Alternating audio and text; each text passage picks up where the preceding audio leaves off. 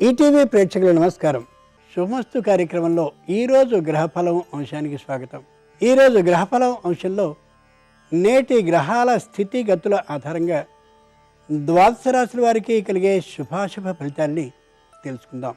ఈరోజు ఏకాదశి, అంతేకాక మంగళవారం, అది కూడా మాఘమాసం అయినటువంటి కారణంగా ఆంజనేయ స్వామిని ద్వాదశ రాశుల వారు ఏ విధంగా అర్చనలు చేసి విశేషమైనటువంటి విజయ ఫలితాలని పొందాలో, కార్యనిర్వహణ దక్షతని సాధించాలో ఆ విశేషాలని కూడా తెలుసుకుందాం. అంతేకాక నిత్యం సుందరకాండని పారాయణం చేయడం ద్వారా అనేకమైనటువంటి శుభ ఫలితాలని, అలాగే సమస్య పరిష్కారాన్ని సాధించగలం. కాబట్టి సుందరకాండ పారాయణ ఫలితాలు ఏమిటో ఆ విశేషాలని మన ధర్మం శీర్షికలో తెలుసుకుందాం. ముందుగా నేటి పంచాంగం. స్వస్తి శ్రీ శారనామ సంవత్సరం, ఉత్తరాయణం, శిశిర ఋతువు, మాఘమాసం, బహుళపక్షం. ఇక క్రమంగా మేషాది ద్వాదశ రాశుల వారి ఫలితాలని తెలుసుకుందాం. ముందుగా మేషరాశి.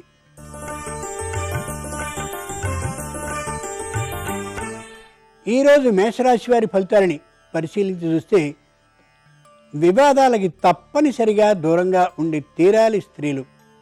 మంచి చెప్పబోయినప్పటికీ కూడా విరోధభావం ఎదుటివారి నుండి వ్యక్తమయ్యే కారణంగా ఆచితూచి మాట్లాడడం లేదా మౌనంగా ఉండడం ఎంతైనా అవసరం. వృత్తి వ్యాపారాలను చేసేటటువంటి వారు పై అధికారులు వచ్చినటువంటి సందర్భంలో వినయ విధానంతో ఉండడం చాలా చాలా మంచిది. ఉద్యోగస్తులు చేసేటటువంటి ప్రతి పని మీద సంపూర్ణమైనటువంటి దృష్టిని కేంద్రీకరించి ఏకాగ్రతతో వ్యవహరించడం అవసరం.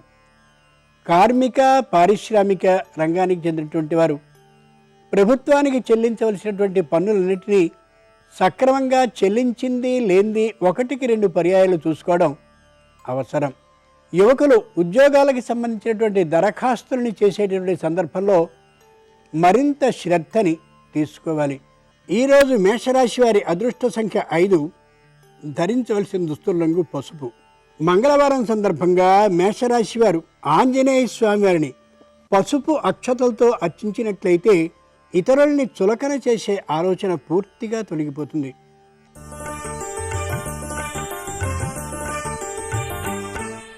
ఈరోజు వృషభ రాశి వారి ఫలితాలని పరిశీలించి చూస్తే, స్త్రీలలో సహనభావం బాగా పెరుగుతుంది.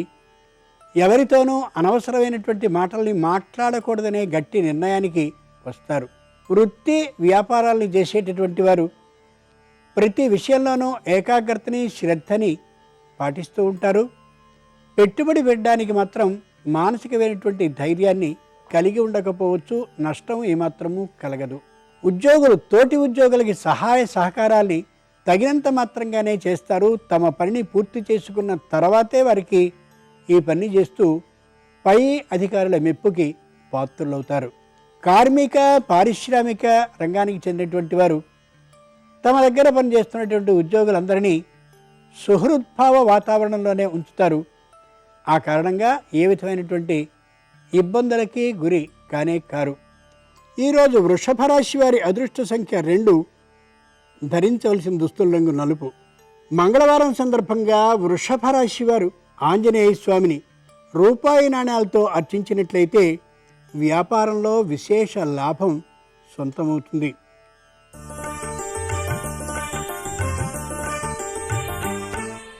ఈరోజు మిథున రాశి వారి ఫలితాలని పరిశీలించి చూస్తే, తప్పనిసరిగా ప్రయాణాలని చేయవలసి రావచ్చు. శారీరకమైనటువంటి ఆరోగ్యం సహకరిస్తేనే ప్రయాణించడం అవసరమనే మాటని మర్చిపోకూడదు. ఉద్యోగులు మానసికమైనటువంటి ఒత్తిడి లేకుండా సంతోషంగా ఉద్యోగ విధిని ఈ రోజును నిర్వహించుకోగలుగుతారు. వృత్తి వ్యాపారాన్ని చేసేటటువంటి వారు ఏ విధమైన సంకోచము లేకుండా వ్యాపారాన్ని చేసుకోగలుగుతారు. అంతేకాక తాము చేస్తున్నటువంటి వ్యాపారం కంటే వేరైనటువంటి వ్యాపార వస్తువుల్ని కూడా తెచ్చుకుని మంచి లాభాలని పొందగలుగుతారు. కార్మిక పారిశ్రామిక రంగానికి చెందినటువంటి వారు ఉద్యోగుల విషయంలో కాఠిన్యం కలిగినటువంటి వైఖరిని ప్రదర్శించారు. అయితే భాగస్వాముల విషయంలో కఠినంగా మాట్లాడేటువంటి కారణంగా భాగస్వాములతో చిన్న వైరుధ్య భావం ఏర్పడవచ్చు. నిదానించి మాట్లాడడం ప్రయోజనకరమైంది అనే విశేషాన్ని గమనించుకోగలగాలి. ఈరోజు మిథున రాశి వారి అదృష్ట సంఖ్య 6. ధరించవలసిన దుస్తుల రంగు ఆకుపచ్చన. మిథున రాశి వారు మంగళవారం సందర్భంగా ఆంజనేయ స్వామిని మారేడాకులతో అర్చించినట్లయితే అధర్మ ఆర్జన పట్ల వైముఖ్య భావం కలుగుతుంది.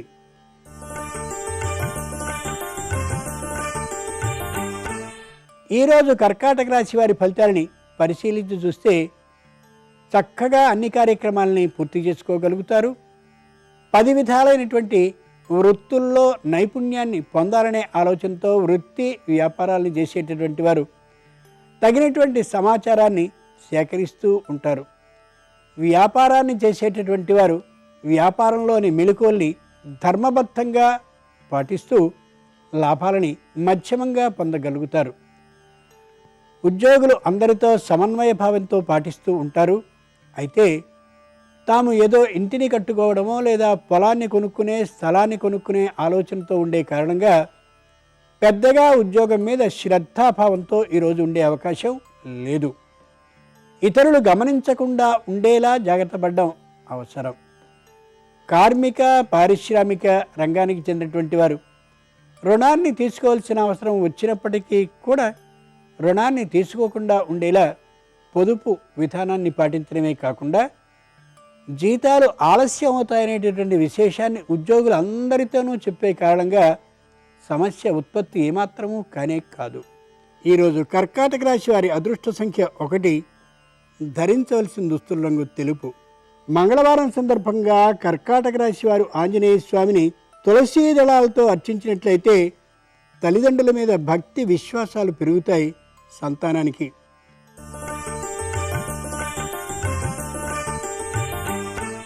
ఈరోజు సింహరాశి వారి ఫలితాలని పరిశీలించి చూస్తే ఈ మధ్యనే ఏదో ప్రత్యేకమైనటువంటి ఎన్నికల్లో గెలుపొందినటువంటి కారణంగా ఎక్కువసేపు దూరపార ప్రయాణాలను చేస్తూ పెద్దలతో అందరితోనూ కలుసుకోవాల్సిన అవసరాలు వస్తూ కుటుంబంతో తక్కువసేపు గడిపే అవకాశం రావచ్చు. అలా ఎన్నిక కాబడినటువంటి వారికి ఉద్యోగాలు చేస్తూ ఉండేటటువంటి వారికి అదనపు బాధ్యతలు కేటాయింపబడేటటువంటి కారణంగా విశ్రాంతి లేకుండా కార్యాలయంలో గడపవలసి రావచ్చు.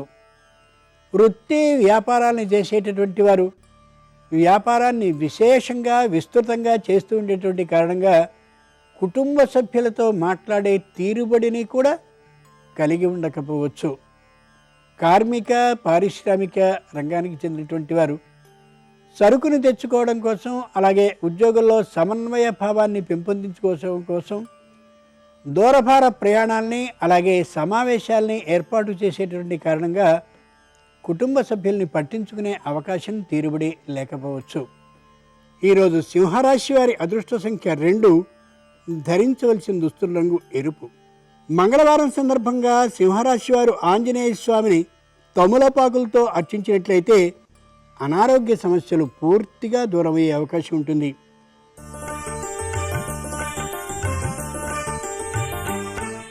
ఈరోజు కన్యారాశి వారి ఫలితాలని పరిశీలించి చూస్తే మాట దూకుడు తనం కారణంగా ఆప్తులైనటువంటి వారిని దూరం చేసుకునే అవకాశం బలంగా గోచరిస్తోంది. మాటని అదుపులో ఉంచుకునేలా మాట్లాడడం చాలా అవసరం. ఉద్యోగులు ప్రతిపనిని సక్రమంగా నిర్వహించుకోగలుగుతారు. కొత్తదైనటువంటి బాధ్యతని కూడా చాలా విశేషంగా నిర్వహించగలుగుతారు. ఆ కారణంగా మరో ప్రవేశంలో కూడా ఇలాంటి ఉద్యోగమే కేటాయింపబడే అవకాశం ఉంది. ఆలోచించుకుని మాత్రమే అక్కడికి వెళ్ళగలగాలి. తమ సంతానానికి సంబంధించినటువంటి విద్యా అభ్యంతరాలు ఏర్పడతాయేమో గమనించుకుని ఉన్నమాటను ఉన్నట్లుగా చెప్పగలగాలి. వృత్తి వ్యాపారాలు చేసేటటువంటి వారు నిష్ఠురంగా మాట్లాడడం మాని వినియోగదారులతో నిదానమైనటువంటి తీరులో ప్రవర్తించడం విశేషమైనటువంటి లాభాలని సమకూర్చగలుగుతుంది. ఈరోజు కన్యారాశి వారి అదృష్ట సంఖ్య 7. ధరించవలసిన దుస్తుల రంగు తెలుపు. మంగళవారం సందర్భంగా కన్యారాశి వారు ఆంజనేయ స్వామిని సింధూరంతో అర్చించినట్లయితే ధనాన్ని దుర్వినియోగం చేసే బుద్ధి పూర్తిగా తొలగిపోతుంది.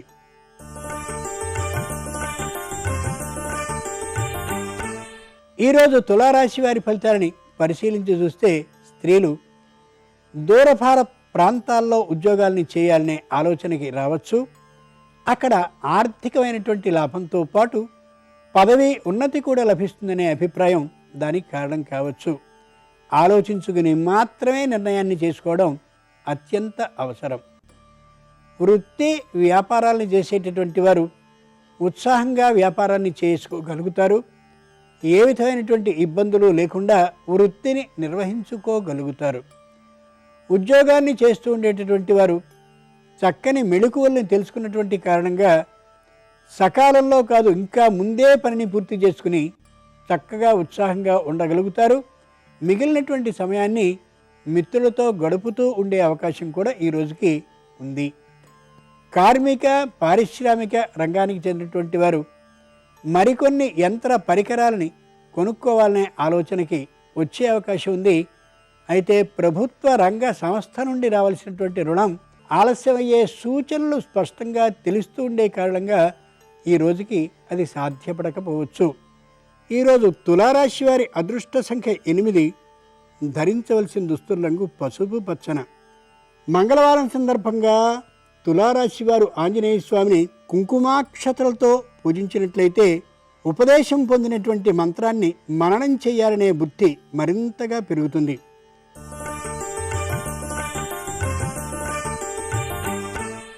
ఈరోజు వృశ్చిక రాశి వారి ఫలితాలని పరిశీలించి చూస్తే మానసికంగా ఉత్సాహంగా ఉండకపోవచ్చు ఈ రాశివారు. ఈ రోజున వృత్తి వ్యాపారాలను నిర్వహించేటటువంటి వారికి పత్రాలు సక్రమంగా చూపించలేనటువంటి కారణంగా జరిమానాకి గురయ్యే అవకాశం ఉంది. ఆ కారణంగా జాగ్రత్తగా పత్రాలని, లెక్కలకి సంబంధించిన వాటిని, అలాగే పన్నులకి సంబంధించిన వాటిని జాగ్రత్త చేసుకోవడం ఎంతైనా అవసరం. ఉద్యోగాన్ని చేస్తూ ఉండేటటువంటి వారు సకాలంలో రాకపోవడం, వచ్చిన అంకిత భావంతో పనిచేయకపోవడం అనే ఆ విశేషాలు పై అధికారులకు ఎవరి ద్వారానో తెలిసినటువంటి కారణంగా మానసికమైన అశాంతితో ఉండొచ్చు ఈ రోజున. కార్మిక పారిశ్రామిక రంగానికి చెందినటువంటి వారికి ఉద్యోగుల మీద తాత్కాలికమైన అనుమాన భావం బాగా పెరిగే అవకాశం వస్తుంది. ఆ కారణంగా ఉద్యోగులకి యాజమాన్యానికి శత్రుత్వ భావం పెంపొందే అవకాశం ఉంది ఈ రోజున. ఈరోజు వృశ్చిక రాశి వారి అదృష్ట సంఖ్య 9. ధరించవలసిన దుస్తుల రంగు నలుపు. మంగళవారం సందర్భంగా వృశ్చిక రాశి వారు ఆంజనేయ స్వామిని చందనపు పొడితో అర్చించినట్లయితే ఇతరుల్ని ఆడిపోసుకునే బుద్ధి పూర్తిగా తొలగిపోతుంది.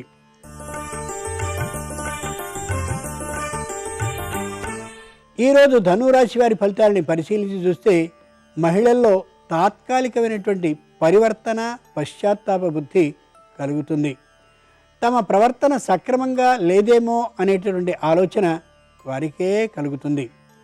ఉద్యోగస్తులైనటువంటి వారు సకాలంలో ఉద్యోగానికి వస్తూ ఉండడం, సకాలంలో పనిని పూర్తి చేస్తూ ఉండడం చేయనటువంటి కారణంగా వారికే మానసికమైనటువంటి అనుతాపం కలిగి తమ పద్ధతిని, ప్రవర్తనని మార్చుకోవాలనే బలమైన ఆలోచనకి వచ్చే అవకాశం ఉంది. వృత్తి వ్యాపారాలను చేసేటటువంటి వారు వ్యాపార స్థలాన్ని మరింతగా విస్తృతపరచాలనే అభిప్రాయంతో ధన వ్యయాన్ని చేస్తారు. తప్పక ఆకర్షణీయ విధానంలో అంగడి ఉండేలాగా అన్ని ఏర్పాట్లని చేసుకోవాలనే ప్రయత్నాల్లో మునిగిపోతారు. ఈరోజు ధనురాశి వారి అదృష్ట సంఖ్య 6. ధరించవలసిన దుస్తుల రంగు ఆకుపచ్చన.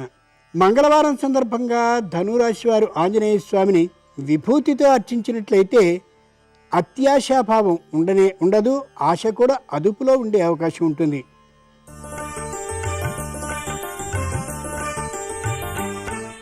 ఈరోజు మకర రాశి వారి ఫలితాలని పరిశీలించి చూస్తే తాము పట్టినటువంటి పట్టే చెల్లాలనే అభిప్రాయంతో స్త్రీలు ఉండే అవకాశం ఉంది.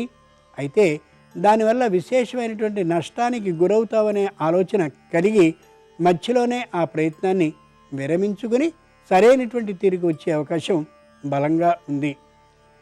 వృత్తి వ్యాపారాలను చేసేటటువంటి వారు ఇతర ప్రాంతాలకు వెళ్ళి సరుకుని తెచ్చుకుంటారు. అయితే అది ఎక్కువ మూల్యానికి కొనవలసినటువంటి పరిస్థితి రావచ్చు. వచ్చిన తర్వాత మానసికమైనటువంటి అనుతాపంతో ఉండే అవకాశం గోచరిస్తోంది. ఉద్యోగాన్ని చేస్తూ ఉండేటటువంటి వారు ఎంత శ్రమించినప్పటికీ కూడా పై అధికారుల సంతోషం, పై అధికారుల ప్రోత్సాహం ఉండనటువంటి కారణంగా మానసికంగా దిగులుగా ఉండొచ్చు. ఈరోజు మకర రాశి వారి అదృష్ట సంఖ్య 4, ధరించవలసిన దుస్తుల రంగు నీలం. మంగళవారం సందర్భంగా మకర రాశి వారు ఆంజనేయ స్వామిని పసుపుతో అర్చించినట్లయితే ఉన్నదానితో సంతృప్తి పొందే తనం స్పష్టంగా కలుగుతుంది.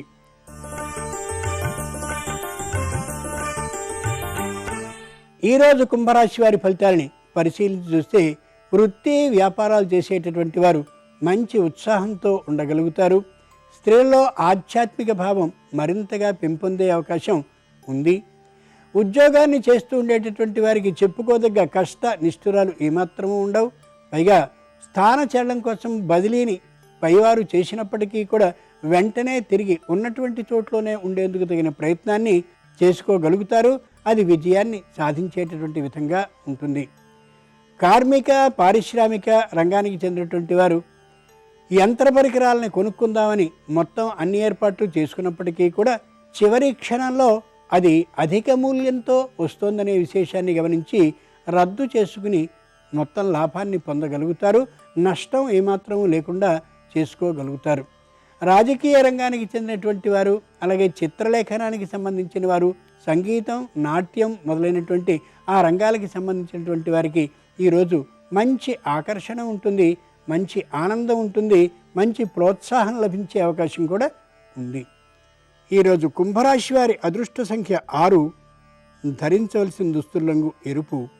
మంగళవారం సందర్భంగా కుంభరాశి వారు ఆంజనేయ స్వామిని కుంకుమతో అర్చించినట్లయితే ప్రతి విషయాన్ని గురించి ఎక్కువగా ఆలోచించేటటువంటి ఆలోచన పూర్తిగా తొలగిపోతుంది. ఆ అలవాటు దూరం అవుతుంది.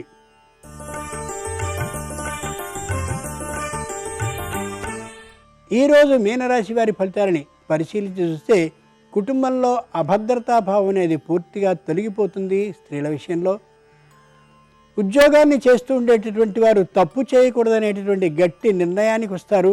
అయితే తాత్కాలికమైనటువంటి వ్యసనాల బారికి పడే అవకాశం ఉంది కాబట్టి కుటుంబ సభ్యులు జాగ్రత్తగా వారిని పట్టించుకుంటూ ఉండి తీరాలి. వృత్తి వ్యాపారాలను చేసేటటువంటి వారు స్పెక్యులేషన్ మీద ఎక్కువ దృష్టిని పెడుతూ వ్యాపారాన్ని తక్కువగా పట్టించుకునే కారణంగా పెద్దగా ఆర్థికంగా లాభాలని పొందలేకపోవచ్చు. కార్మిక పారిశ్రామిక రంగానికి చెందినటువంటి వారు స్థిరమైనటువంటి నిర్ణయం మీద ఉండనటువంటి కారణంగాను వస్తువుల్ని దిగుమతి చేసుకునేటటువంటి సందర్భంలో పూర్తిగా వ్యతిరేక విధానంతో ఉండేటటువంటి కారణంగాను పెద్దగా ఈ రోజుకి అనుకోగలిగినన్ని లావాదేవీలు జరగకపోవచ్చు. ఆర్థికమైనటువంటి లాభం కూడా అంతంత మాత్రంగానే ఉండే అవకాశం ఉంది. సంతానం విద్యార్థి దశలో కానీ ఉన్నట్లయితే సంపూర్ణమైనటువంటి స్థిరమైనటువంటి నిర్ణయాన్ని చేయలేకపోయేటటువంటి కారణంగా పెద్దగా అనుకున్నటువంటి విద్యా ప్రమాణాలని సాధించలేకపోవచ్చు. పరీక్షల్లో ఆ కారణంగా అసంతృప్త భావనతో విద్యార్థులు ఉంటారు. ఈరోజు మీనరాశి వారి అదృష్ట సంఖ్య 8, ధరించవలసిన దుస్తుల రంగు తెలుపు. మంగళవారం సందర్భంగా మీనరాశి వారు ఆంజనేయ స్వామిని పటిక బెల్లపు ముక్కలతో అర్చించినట్లయితే ప్రతి చిన్న విషయానికి కూడా ఆందోళన పడే మనస్తత్వం క్రమంగా తొలగిపోతుంది. శ్రీమద్ రామాయణంలో 7 కాండలున్నాయి. ఆ 7లోనూ అతి ముఖ్యమైనది సుందరకాండ అని తెలియచెప్తారు. అందుకనే కాండ పేరు కూడా సుందర అని పెట్టారు. ఆ సుందరకాండ ప్రాముఖ్యం ఏమిటో, ఆ సుందరకాండని నిత్యం పారాయణం చేయడం వల్ల కలిగే ఉత్తమ ప్రయోజనాలు ఏమిటో మన ధర్మం అనే శీర్షికలో ఇప్పుడు తెలుసుకుందాం.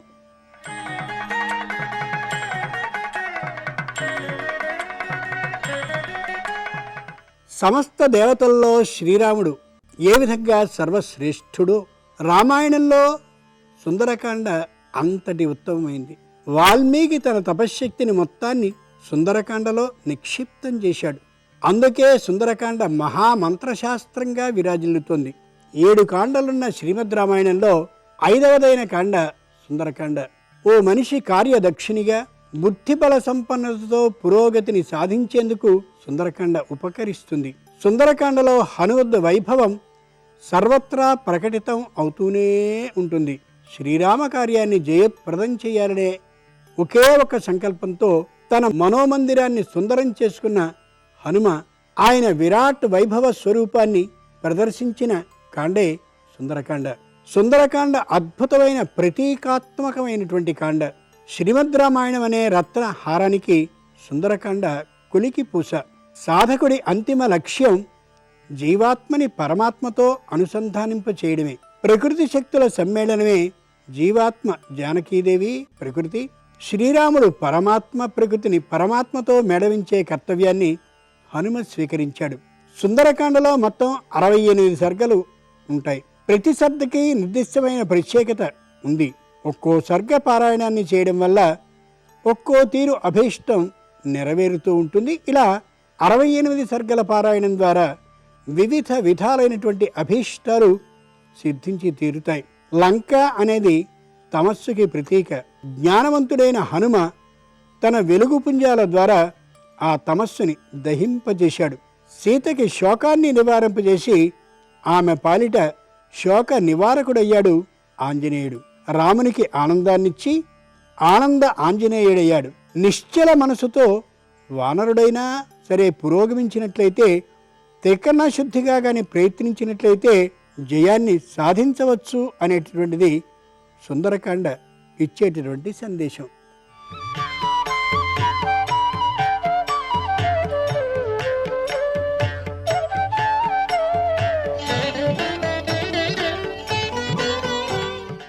శుభమస్తు కార్యక్రమంలో గృహబలం అంశానికి స్వాగతం. వివిధ రకాలైనటువంటి దేవతా విగ్రహాలు, చిత్రపటాలు మీ ఇంటి పూజా మందిరంలో అమర్చేటువంటి విధి విధానంలో కూడా వాస్తును పాటించాలి. అలాగే శివలింగం మొదలైనటువంటివి ఉంచి మీరు నిత్యం గనక అభిషేకార్చనలు గనక నిర్వహించేటట్టయితే దానికి నిత్య నైవేద్య ప్రభావాలు తప్పనిసరిగా ఆచరించవలసి ఉంటుంది అనే విషయాన్ని వాస్తుశాస్త్రరీత్యా కూడా గమనించాలి. అందరూ చేసే చిన్ని పొరపాట్ల వలన కూడాను వాస్తుశాస్త్రరీత్యా అనేక ఇబ్బందులు కలగటానికి ఆస్కారం ఉంటుంది. చిత్రపటాల్ని అమర్చేటప్పుడు పూజా మందిరంలో ఒకదానిపైన ఒకటి చిత్రపటం అనేటువంటిది ఉంచకూడదు. అంటే అమర్చేటువంటి విధి విధానం చాలా చక్కగా ఉండాలి, ఖాళీగా ఉండాలి ఒకదానికి మధ్య. ఇంటిలో ఫోటోలు అమర్చేటప్పుడు పూజా మందిరంలో తప్పనిసరిగా శివ కుటుంబం అనేటువంటిది ఈశాన్య మూల ఉంచుకోండి. అలాగే సాలగ్రామం శివలింగం ఉంచారనుకోండి, దానికి నిత్య అభిషేకార్చన చేసి నైవేద్యం అనేటువంటిది తప్పనిసరిగా ఉంచాలి. అలాగే దక్షిణావృత శంఖం ఉంచారనుకోండి మీ ఇంట్లో, ఆ దక్షిణావృత శంఖంలో నీళ్లు పోసి గంధం కుంకుమ పెట్టి ఒక చక్కటి పువ్వును ఉంచి నమస్కారం చేయటం మీ యొక్క అభివృద్ధికి నాంది పలుకుతుంది. అదృష్టకరమైనటువంటి వస్తువుల్ని కూడాను మీ పూజా మందిరంలో ఉంచుకొని పూజ చేసేటువంటి విధి విధానం ఉంది. లక్ష్మీ గవ్వలు, ఆ లక్ష్మీ గవ్వలు 5 కానీ లేక 11 కానీ ఇలా సంఖ్యను బట్టి కొంతమంది ఏర్పాటు చేసుకుంటూ ఉన్నారు. ఆ లక్ష్మీ గవ్వల్ని పుణ్యమైనటువంటి పవిత్ర దినాల్లో చక్కగా కడిగి మరలా పూజలోకి వాడుకోవటం మరువకండి. అంతేకాకుండా గ్రహణ సమయాలలో మీ పూజా మందిరంలో ఉండేటువంటి చిన్ని విగ్రహాలను తప్పనిసరిగా గ్రహణం తరువాత పులికాపు అంటారు, అంటే చక్కగా కడిగి కుంకుమ బొట్టు పెట్టి అమర్చాలి. అంతేకాకుండా పండగలు, ముఖ్యమైనటువంటి పర్వదినాల్లో కూడాను ఆ యొక్క దేవతా మందిరంలోని ఉన్నటువంటి విగ్రహాలను కడిగి చక్కగా అమర్చుకోవటం అనేటువంటిది వాస్తుశాస్త్రరీత్యా కూడాను అద్వితీయమైనటువంటి ప్రభావాన్ని కలిగింపజేస్తుంది అంటోంది శాస్త్రం. మరికొన్ని ముఖ్య విషయాలు రేపటి శుభమస్తు కార్యక్రమంలోని గృహబల అంశంలో తెలుసుకుందామా? మరి సర్వే జనాః సుఖినో భవంతు.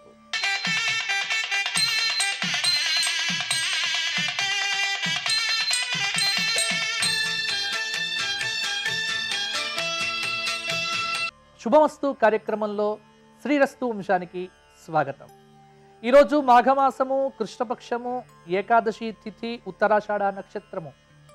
షడ్వింశతి ఏకాదశి మాహాత్మ్య గ్రంథంలో మాఘమాసంలో వచ్చేటువంటి కృష్ణపక్ష ఏకాదశిని విజయైకాదశి అనేటువంటి పేరుతో పిలుస్తారు. కాబట్టి విజయాలు కోరేటువంటి వారు, ఎప్పుడు అపజయం పొందుతున్నటువంటి వారు, పోటీ పరీక్షల్లో విజయం కావలసినటువంటి వారు కావచ్చు, లేకపోతే జీవితంలో విజయాలు పొందాలి అని అనుకునేటువంటి వారు కావచ్చు, సంతాన విషయంలో విజయం పొందాలి అని అనుకునేటువంటి వారు కావచ్చు, ఎవరైనా సరే విజయకాంక్ష ఏ రంగంలో ఉన్నప్పటికీ, ఏ రంగంలో ఉన్నటువంటి వారైనా సరే విజయం పొందాలి అంటే ఈనాటి ఏకాదశి ఉదయమంతా ఉపవాసం చేసి ప్రదోషకాలం వరకు ఏమీ తినకుండగా సాయంకాల సంధ్యా సమయంలో విష్ణు సహస్రనామ స్తోత్ర పారాయణంతో విష్ణు ఆరాధన చేసి ఆ తరువాత విష్ణువుకు నివేదించినటువంటి ప్రసాదము ఏదైతే ఉన్నదో ఆ ప్రసాదమును స్వీకరించి క్షీరము తాగి ఈనాటి రాత్రి ఇలా కానిచ్చేసేసి తెల్లవారి తదుపరి చక్కగా ద్వాదశి రోజున స్వామివారికి నమస్కారం చేసి బ్రాహ్మణ భోజనం కానీ లేకపోతే పేదవారికి ఏదైనా మీ చేత దానం ఇచ్చి చక్కగా ఉపవాసాన్ని ముగిస్తే కనుక ఇది విజయైకాదశి వ్రతము అని చెప్పినారు. కాబట్టి ఇట్టి ఏకాదశి యొక్క వ్రతాన్ని ఆచరించినటువంటి వారికి సర్వత్ర విజయీ భవేత్, సర్వము విజయం అనేటువంటిది దక్కుతుంది, సర్వత్ర విజయాన్ని వీరు పొందుతారు అని. అలాగే భగవద్గీతలో చెప్పబడినటువంటి పురుషోత్తమ ప్రాప్తి యోగము 15వ అధ్యాయము కూడా ఈ విజయైకాదశి నాడు సాయంకాల సంధ్యా సమయంలో పారాయణం చేయవలసిందిగా మన పెద్దలు మనకు చెబుతూ ఉన్నారు. ఈ రెండు పారాయణం చేసి భగవద్ అనుగ్రహాన్ని పొంది విజయాన్ని పొందవలసిందిగా ఆకాంక్షిస్తూ ఇక సదాచార విషయంలోకి వచ్చినట్టయితే చక్కగా నరక్త చందనంజాతు గృహ్ణీయాత్ రక్త పుష్పకం బిల్వ ప్రసూనై నార్చయేతు దేవకీసుతం అని గౌతమీయం అనేటువంటి గ్రంథములో శ్రీకృష్ణుడిని ఎట్టి పూలతో పూజించకూడదో చెప్పారు. రక్తచందనము ఎప్పుడు కూడా కృష్ణుడికి ఇష్టము కాదు. రక్తచందన పుష్పాలు కానీ, అలాగే కొద్దిమంది ఇంట్లో తేలిగ్గా దొరుకుతాయని దానిమ్మ పుష్పాలతో పూజ చేస్తారు. ఎప్పుడు కూడా గుర్తుంచుకోండి, కృష్ణుడికి దానిమ్మ పుష్పము నిషిద్ధము. శివుడికి మొగలి పువ్వు ఎలా పనికిరాదో కృష్ణార్చనలో ఎప్పుడు కూడా దానిమ్మ పువ్వు అనేటువంటిది నిషిద్ధము. అలాగే ఇంకొక మాట కూడా ఉన్నది, బిల్వపత్రై. కృష్ణుడికి బిల్వపత్రం కూడా ఇష్టం కాదట.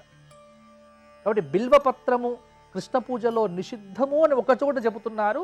అయితే ఆచారకాండలు కొన్ని చోట్ల బిల్వములతో పూజించేటువంటి సంప్రదాయం కూడా కొన్ని చోట్ల ఉంది. కానీ ఇక్కడ గ్రంథములో మనకు ప్రమాణం దొరుకుతోంది కాబట్టి మారేడు దళముల చేత బిల్వ దళముల చేత శ్రీకృష్ణుణ్ణి ఎప్పుడూ కూడా అర్చన చేయకూడదు అనేటువంటి విషయాన్ని గౌతమ సూత్రాదుల యందు కూడా పేర్కొనడం గౌతమీయం అనేటువంటి గ్రంథం చెబుతూ ఉన్నది.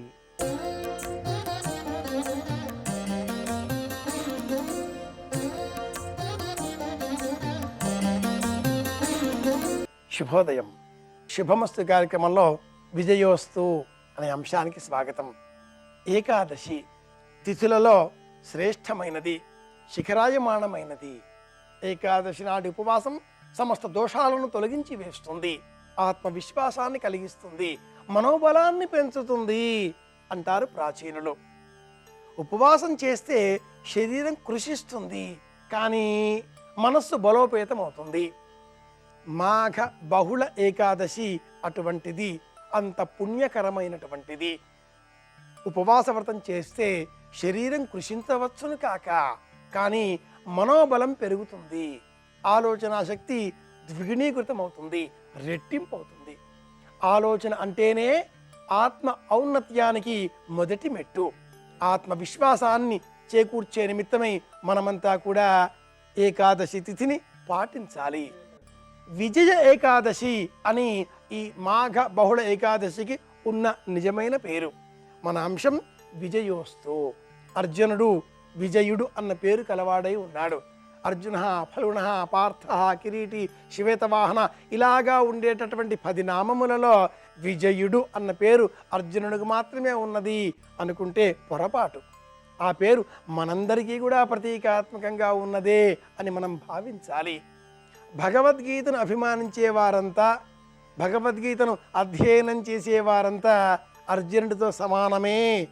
ఈ నేపథ్యంలో ఎత్ర యోగీశ్వర కృష్ణో ఎత్ర పార్థో ధనుర్ధర, ఎక్కడ అర్జునుడు ఉంటాడో, ఎక్కడ కృష్ణుడు ఉంటాడో అక్కడ విజయం చేకూరుతుంది అని మనకు భగవద్గీత బోధిస్తుంది. ఏకాదశి ఉపవాసం చేయడం ఎలా?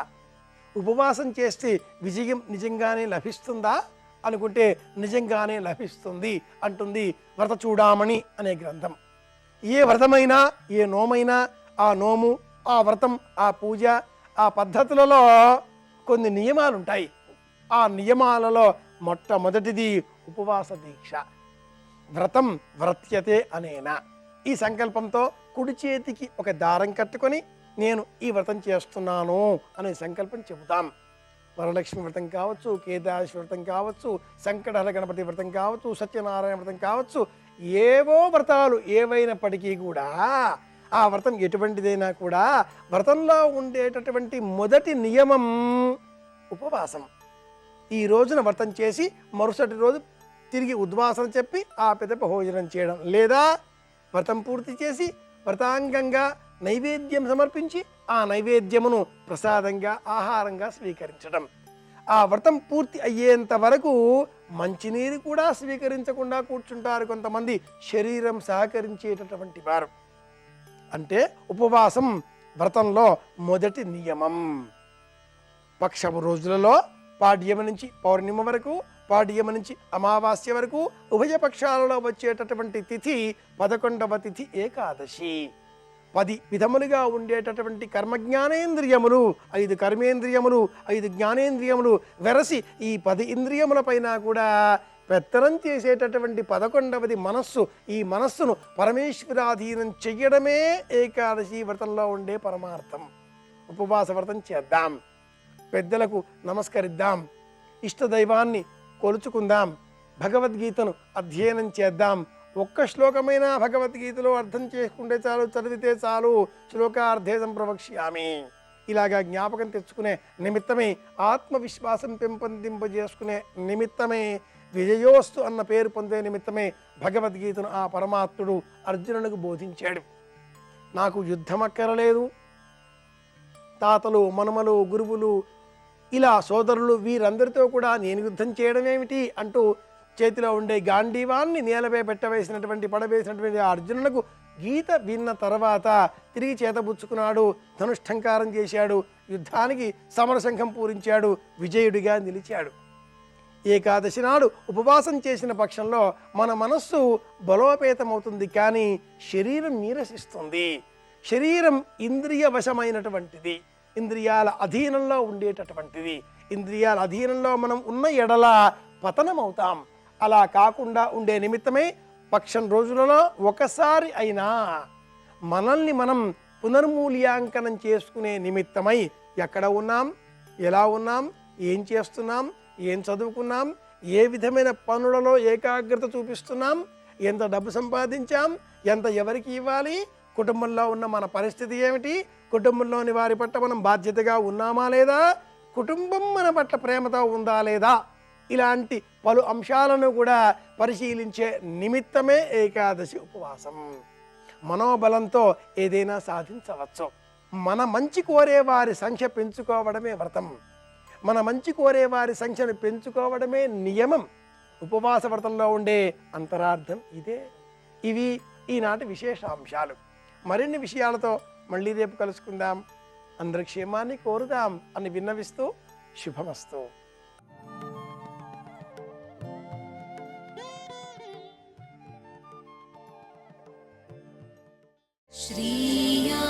श्रीयाञ्जनेयं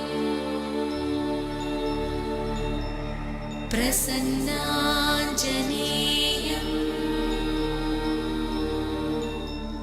श्रीयाञ्जनेयं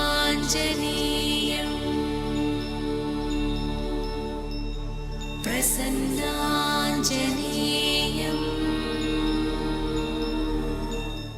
రామదూతం నమామ్యహం. వేరొకరికి దూతగా కీర్తింపబడేటటువంటి హనుమ పరబ్రహ్మస్వరూపంగా ఎటువంటి అనుగ్రహాన్నైనా కటాక్షిస్తారు. శివస్వరూపం కనుకనే శివుడు ఎక్కడ ఉంటే అక్కడ శుభం, ఎక్కడ ఆయన పేరు చెప్తే అక్కడ మంగళం.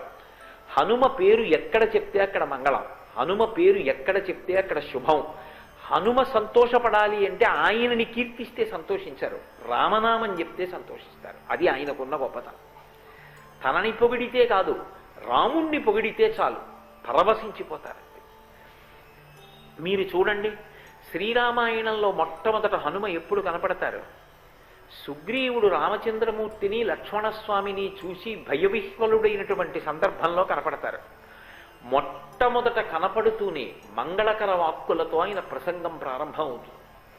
తర్వాత వెడతారు, రామలక్ష్మణులు ఇద్దరినీ తీసుకొచ్చి సుగ్రీవుడితో కలుపుతారు.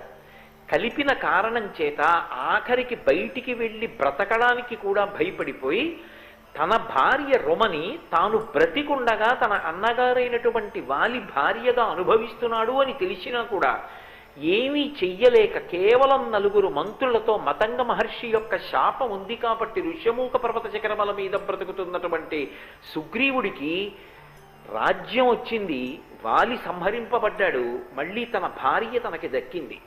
హనుమ మొట్టమొదట కనపడతారు, తన యొక్క ప్రభువుకి శుభంతో ప్రారంభం అయిపోయింది. తర్వాత దక్షిణ దిక్కుకి బయలుదేరి వెళ్ళి సీతమ్మకి రామచంద్రమూర్తి యొక్క క్షేమవార్త చెప్పి చచ్చిపోదామనుకుని ఉరిపోసుకుంటున్న సీతమ్మని బ్రతికిస్తారు. మళ్ళీ చనిపోతున్న ఆవిడ బ్రతికింది ఎవరి వల్ల అంటే హనుమ వల్ల. అక్కడ సీతమ్మని బ్రతికిస్తారు. మళ్ళీ సీతమ్మ తల్లి క్షేమవార్తని పట్టుకుని ఈవలి ఒడ్డుకు వచ్చారు. సుగ్రీవుడు ఇచ్చినటువంటి సమయం దాటిపోయింది. వెనక్కి వెడితే ఇంతమంది వానరుల్ని సుగ్రీవుడు చంపేస్తాడు. కానీ ఒక్క హనుమ సీతామాత యొక్క దర్శనం చేసి క్షేమవార్తతో తిరిగి వచ్చారు కనుక ఇంతమంది వానరులు కూడా సమయం దాటిపోయినా బ్రతికారు. మళ్ళీ ఇంతమంది వానరులు బ్రతకడానికి కారణం హనుమ అయ్యారు. సీతమ్మ కనపడుతుందో కనపడదోనని చెప్పి ఎంతో బెంగ పెట్టుకుని ఉన్నటువంటి రామచంద్రమూర్తికి సీతమ్మ తల్లి యొక్క క్షేమవార్త చెప్పి రామచంద్రమూర్తి యొక్క ప్రాణములు నిలబెట్టారు. మళ్ళీ సేతువుని కట్టి రామచంద్రమూర్తి అక్కడికి వెళ్ళిన తరువాత లంకాపట్టణంలోకి కాంచనలంకలోకి వెళ్ళిన తరువాత ఆ రావణ సంహారం జరగడంలో, ఇంద్రజిత్ సంహారం జరగడంలో, సీతారాములిద్దరూ ఒకటవడంలో ఎనలేనటువంటి ప్రజ్ఞాపాఠవాల్ని చూపించి వానర సైన్యమంతా బ్రతకడానికి కారణమయ్యారు. సంజీవని పర్వతాన్ని తీసుకొచ్చి ఒకప్పుడు 67 కోట్ల మంది వానర సైన్యం చచ్చిపోయారు. 67 కోట్ల మంది. రామాయణంలోనే ఉంది ఆ విషయం. అది కూడా సాయంకాలం వేళ వేసినటువంటి ఒకే ఒక అస్త్రానికి కొద్ది నిమిషాల్లో చనిపోయారు. 67 కోట్ల మంది చనిపోయి మిగిలిన పెద్ద పెద్ద వీరులందరూ మూర్ఛపడి కింద పడిపోయారు. ఇన్ని కోట్ల మందిని బతికించిన వారు స్వామి హనుమ. సంజీవని పర్వతాన్ని తీసుకొచ్చి ఆయన వలన మళ్ళీ ఇంతమంది బతికారు. తిరిగి సీతమ్మతో కలిసి రాముడు పుష్పక విమానంలో వెళ్ళిపోయాడు. 14 ఏళ్లు పూర్తయిపోయిందా భరతుడు ప్రాయోపవేశం చేస్తాడు, సరయూ నదిలో ప్రవేశిస్తాడు, ప్రాణం విడిచిపెట్టేస్తాడు. ప్రతిజ్ఞ 14 ఏళ్లు పూర్తవగానే కనపడాలి. తాను రావడం ఆలస్యం అవుతుంది, భరద్వాజాశ్రమానికి వెడుతున్నానని ముందు హనుమతో కబురు చేశారు. ఇక నేను సరయూ నదిలో దిగి ప్రాణాలు విడిచిపెట్టేస్తాను అంటున్నటువంటి భరతుడి యొక్క ప్రాణములు రాముని యొక్క క్షేమవార్త చెప్పి కాపాడినటువంటి వారు స్వామి హనుమ. మీరు చూడండి, హనుమ రామాయణంలో ఎక్కడ కనపడతారో, హనుమ గురించి ఎక్కడ ప్రస్తావన వస్తుందో అక్కడ మంగళం. కోట్లకి కోట్ల మంది కూడా హనుమ కనపడినా, హనుమ పేరు చెప్పినా, హనుమ స్తోత్రం చేసినా, హనుమ జోక్యం చేసుకున్నా బ్రతుకుతారంతే. అందుకే ఎటువంటి దానికైనా విరుగుడు ఎవరు అంటే స్వామి హనుమ ఒక్కరే. ఏళ్ళనాటి శనిలో జాతకం ఉందనుకోండి, సుందరకాండలో 48వ సర్గ పారాయణ చేస్తారు. 48వ సర్గ పారాయణ చేస్తే ఏళ్ళనాటి శని యొక్క ఉపద్రవం కూడా ఉపశమిస్తుంది. హనుమ పేరు చెప్పి హనుమకి పూజ చేస్తే వెంటనే శనీశ్వరుడు కూడా తన యొక్క విశేషమైనటువంటి శక్తిని తగ్గించేస్తాడు. తగ్గించి జాతకుడికి శాంతి కలిగేటట్టుగా చేస్తాడు. ఆయన లాంటి మహానుభావుడు, ఆయన అంత తేలికగా ప్రసన్నమయ్యేవాడు మీకెక్కడా కనపడడం. హనుమ విషయంలో మీకు ఎదురుగుండా ఒక మూర్తిని కూడా పెట్టి పూజ చెయ్యక్కర్లేదు. భయం వేసిందనుకోండి, ఎప్పుడైనా ఒక చీపురు పుల్ల తీసి మీకు ఎదురుగుండా రాయి కనపడితే రాయో ఏదో ఒకటి తీసి ఇసుకలోనో నేల మీదో అది పడిందా లేదా ముద్ర కూడా సంబంధం లేదు, హనుమ అని రాసి నమస్కారం చేసి నిలబడితే చాలు, ఉపద్రవం నుంచి గట్టెక్కుతారు అని చెప్తుంది శాస్త్రం. అందుకే హనుమ అత్యద్భుతమైనటువంటి రీతిలో కనపడేటటువంటి సుందరకాండకి ఇప్పటికీ పెద్దలు ఒక మాట చెప్తారు. ఏదైనా జీవితంలో జటిలమైన సమస్య వచ్చినప్పుడు దాన్ని ఎలా పరిష్కరించుకోవాలో అర్థం కాకపోతే సుందరకాండ పుస్తకం తీసుకొచ్చి అక్కడ పెట్టి రామచంద్రమూర్తికి, సీతమ్మకి, హనుమకి నమస్కారం చేసి ఒక కొత్త చీపురు పుల్లని తెచ్చి కళ్ళు మూసుకొని సుందరకాండలోకి గుచ్చితే ఏ కాగితం దగ్గరికి చీపురు పుల్ల గుచ్చుకుంటుందో అక్కడ సుందరకాండ విప్పి చూస్తే మీ సమస్యకి పరిష్కారం రామాయణ కథాంతర్గతంగా అక్కడ ఉంటుంది. ఇవన్నీ పరమ ప్రామాణికమైనటువంటి సత్యాలు. అంతటి అద్భుతమైనటువంటి స్వామి యొక్క స్వరూపం హనుమ. అందుకే హనుమ శంకర స్వరూపం కాబట్టే, సాక్షాత్తు శివస్వరూపం కాబట్టే అన్నిటికన్నా అద్భుతమైన రీతిలో వేద పఠనం చేస్తే ఘనరూపంగా చదువుతారు. ఘనపాఠి అంటారు. ఆ ఘనగా వేదాన్ని చదవడం అంత తేలికైన విషయం కాదు.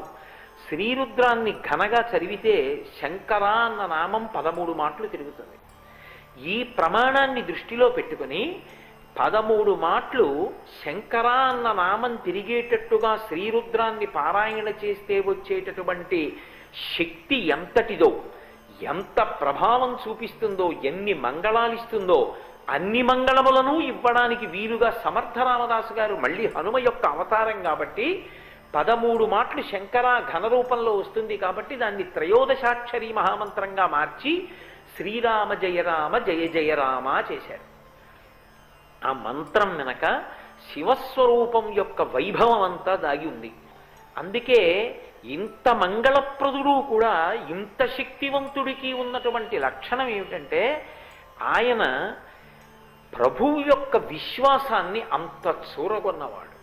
నిజంగా హనుమ యొక్క జీవిత చరిత్రని, హనుమ యొక్క సాధితములను నాకు అనిపిస్తుంది అధికారులకి, ఉద్యోగులకి ఒక పాఠం కింద చెప్తే నిజంగా అసలు జీవితంలో వాళ్ళు ఎంత వైభవోపేతంగా వృద్ధిలోకి రావడానికో అది కారణమవుతుంది అనిపిస్తూ ఉంటుంది.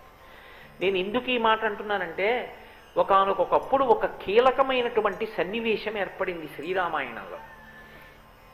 రామచంద్రమూర్తికి సుగ్రీవుడు మాట ఇచ్చాడు, నాకు పట్టాభిషేకం జరుగుతోంది రామ, ఇప్పుడు శరత్కాలం నడుస్తోంది, నేను వర్షాకాలం వెళ్ళిపోయిన తరువాత మళ్ళీ తగినటువంటి ఋతువు వస్తుంది, శరత్కాలం వస్తుంది, నేను తప్పకుండా వానర సైన్యాన్నంతటినీ కూడా అన్ని దిక్కులకు పంపించి సీతమ్మ ఎక్కడ ఉన్నా సీతమ్మ యొక్క జాడ కనుక్కుంటాను అని చెప్పాడు. రామదూత హనుమాన్ శ్రీరామదూత హనుమాన్